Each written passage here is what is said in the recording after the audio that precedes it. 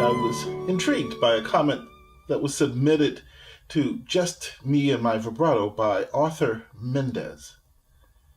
His observation about where I placed my left-hand thumb and subsequent questions pushed me to produce this video on where I believe the left-hand thumb should actually be placed. So let's start with the relationship between the thumb in my left hand compared with the thumb in my right. You see, if there is symmetry between the two, then the placement of my right-hand thumb should be like the placement of my left-hand thumb and vice versa. What this allows for is the least amount of interference between the two sides. Now, can it be done other ways? Of course, but theoretically there would be more interference or difficulty if they were placed in different spots.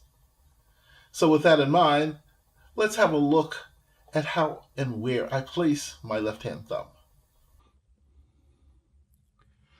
You see, here is where I put my thumb. Right there. Here, have a look at from another angle.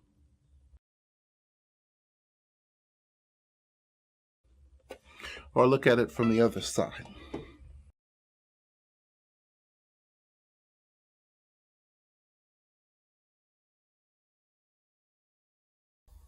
Now, I have big hands. I really do.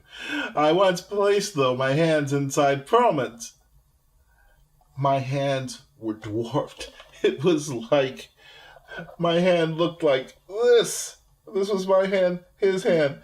It was like that inside his hand.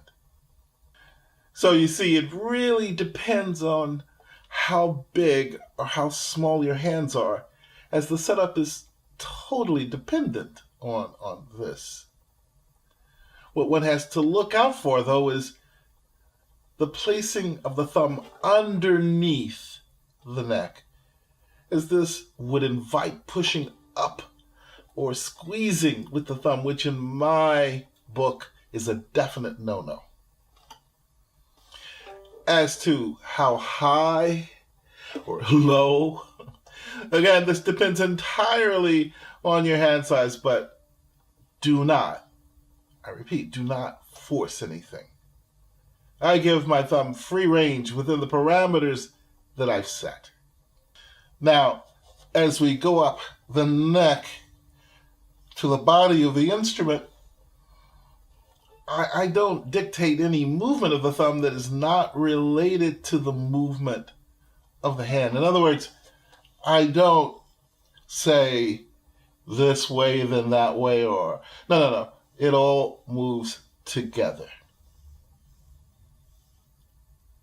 As for grabbing the neck, I believe we need to touch, not grab, the neck. No squeezing allowed. You see, we need to be able to move on the thumb side and the index side, but absolutely no grabbing or squeezing, between the thumb and the index. Once I'm at the body of the instrument, to get higher, I slide my thumb around the bottom attachment here. I believe that it's better to stay in touch with this area. But again, the size of the hand matters. So to get higher notes, someone with a smaller hand or smaller fingers would have to be creative. Maybe they would bring their thumb here, or maybe they would bring their thumb there. What's important is to be able to slide back around without lifting the thumb off the instrument. You see, we never want to lose contact with the fiddle. So you see, everyone's placement of the thumb differs. One should not take a cookie cutter approach to this placement, or anything else for that matter. For example, I don't think it's a good idea to grab or squeeze with your right hand thumb either. Have a great day. Oh, but wait.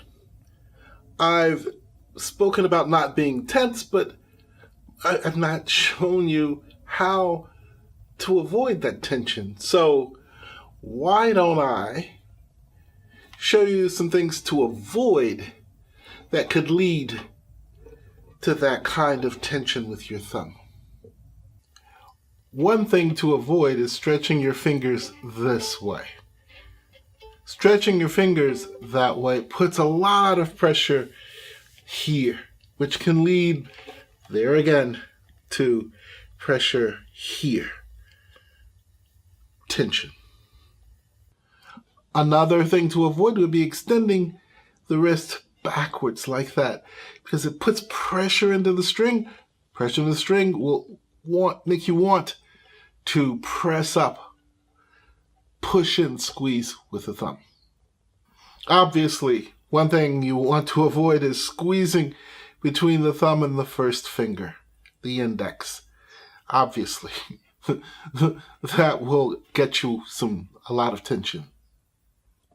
Another thing that you want to avoid is contorting the wrist, having the hand turned this way while you have the violin. That's putting a lot of pressure on this side over here, which again puts pressure on the thumb.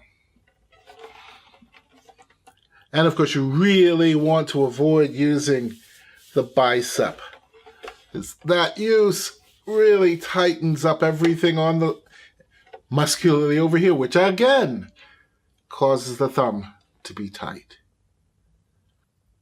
So those are a couple of ways, a couple of things to avoid. So again, here's hoping you have a great day.